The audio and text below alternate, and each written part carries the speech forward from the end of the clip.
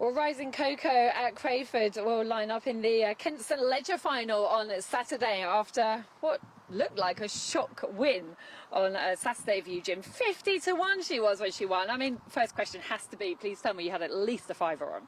The owners did, yes. The owners have a pound. Unfortunately, I'm too Scottish. I don't gamble these days. So, but the owners were very, very happy with the price and with the performance as well. Was it a surprise to you? Because looking at her form, I mean, maybe a big price given the quality of the competition, but certainly not 50-1, surely. No, she is a perfect Crayford greyhound. She traps like a sprinter. She gets herself on the bunny. She cuts the first bend and the third bend every time as well, and that she absolutely loves the place. She done a 23-28 sectional, which is absolutely phenomenal for a bitch that can stay the 514 as strong as she does. And as I say, her race form has been unbelievably consistent. She's finished in the first 43 times in her 63 races to date. Unbelievable, and beating the likes of Belmore, Sally, Kishel, Shakiri. You must love those moments.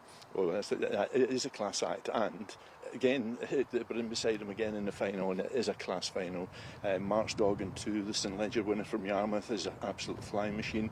Get 3 miles at Kempton. That one will 1/955 at Hove, and that takes a bit of doing as well.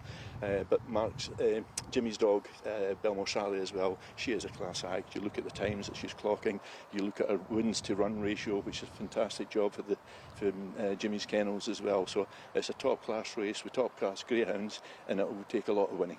That said, Bombardier clocked 45.74 in the other semi-final. She was considerably quicker, 45.45.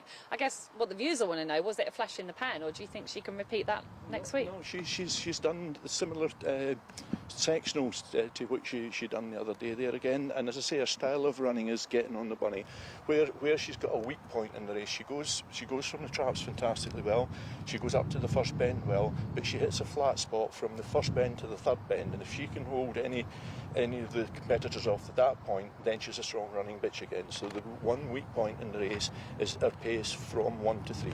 Lovely story for you. She started in A7 with you back in March 2020. Yeah, she's been a great bitch for us. Bought her out of from a Yule trial from Damien Flemings, who's got the Rising prefix. Fantastic brood establishment. Lots of top class dogs come out of there year after year. Her dam, Old Fort Dakota, is fantastically well bred as well, and she is earmarked to have a litter of pups. Hopefully not too soon, but sometime in the future. Lovely. And 7-1, around 7-1 for the final. Would you be on? That's a bit skinny after we got 50s. I would prefer 50s again.